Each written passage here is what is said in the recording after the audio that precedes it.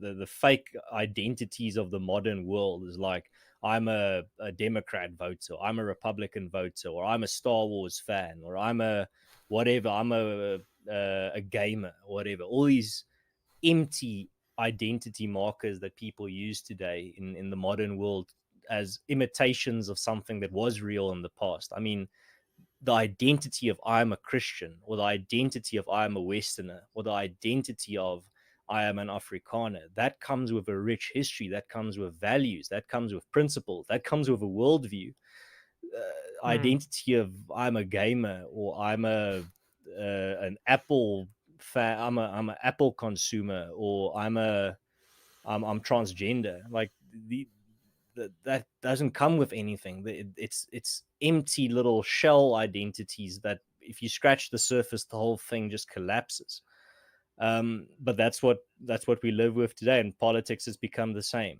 Where just as you, like I said, as you support a football team, you now just vote for a certain party, and that's it. Win or lose, human rights abuses or not.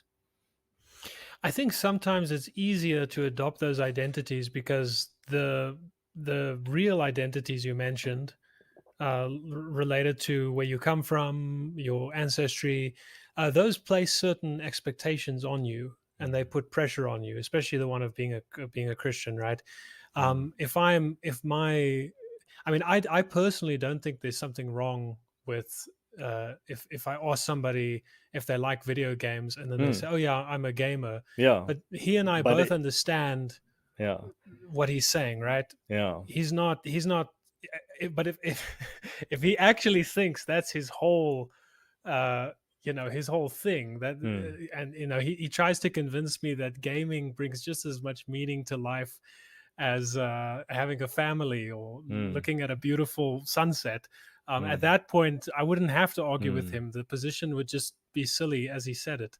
Right. So I think it's convenient and it's easy for all of us to crave identities which just don't require much from us, don't push us into personal change. And ideally, I think of an identity almost like an ideal that you want to aspire towards, right? Mm. So if you say, well, I am this, and what we often do is, instead of changing ourselves to fit the ideal, we change the ideal to fit ourselves, Right. which I think is what's happening a lot these days, right? It's just Mm. it's just a lot easier and a lot more convenient, um, because when you tie yourself to an identity, like you said, it introduces a whole worldview, and now suddenly that worldview looms over you, and it requires something from you.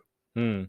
And why I kept bringing the conversation back to identity, and why I wanted to talk about it, is I think it is what it's going to. It's not going to be. It is already one of the defining questions of our time. And this is not my idea that I came up with. That Samuel Huntington that I mentioned earlier wrote in 1997, and I quote: "In the post-Cold War world, the most important distinctions among people are not ideological, political, or economic. They are cultural. People and nations are attempting to answer the most basic question humans can face: who are we?" Close quote.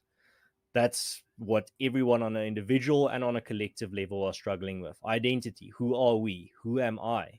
Who am I as Dylan? Who am I as Ernst?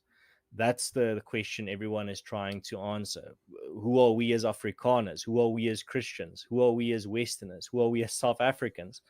And Van Zyl Slabbert, a South African writer and political philosopher, wrote about the hierarchy of identities. And I think this will be very relevant to what you were saying earlier. Every one of us, you, me, everyone, has a hierarchy of identities. And the higher up an identity is in that hierarchy, the more rooted it is, and the more deeply rooted it is, and the harder or the more difficult it will be for someone, and more traumatic it will be for someone to give up that identity. So, for example, you have many identities, I have many identities.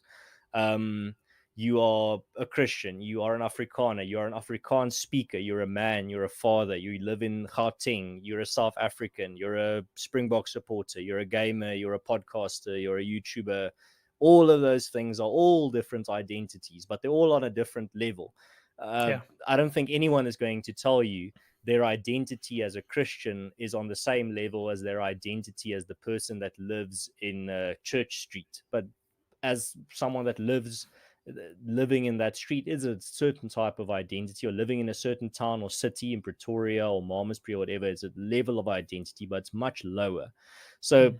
the lower it is down on that hierarchy, the much easier it is to give up. So for example, I'm a Christian and an Afrikaner is high up on my hierarchy of identities, but my identity as a enjoyer of GK Chesterton is not in my top 5. So if someone were to say, give up your identity as a Christian, or you are never allowed to read GK Chesterton again, it's going to take me 1 Yeah. second to make that, not even a second to make that decision. But that demonstrates my point of some identities are very easy to give up when a metaphorical gun is put against your head.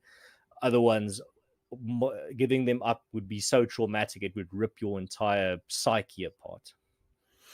Yeah, I mean, on a slight tangent, it's also like some addictions can lead to identities. Like I used to smoke, and I remember I got to a point where somebody would ask me, "Are you a smoker?"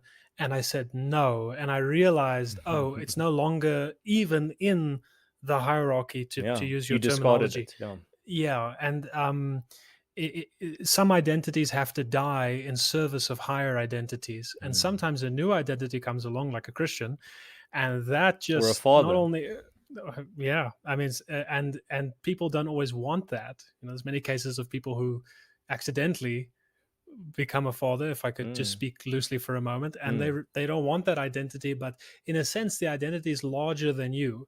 mm. You don't get to choose some identities, they choose you. If you'd like to watch another clip from the podcast, you can click here.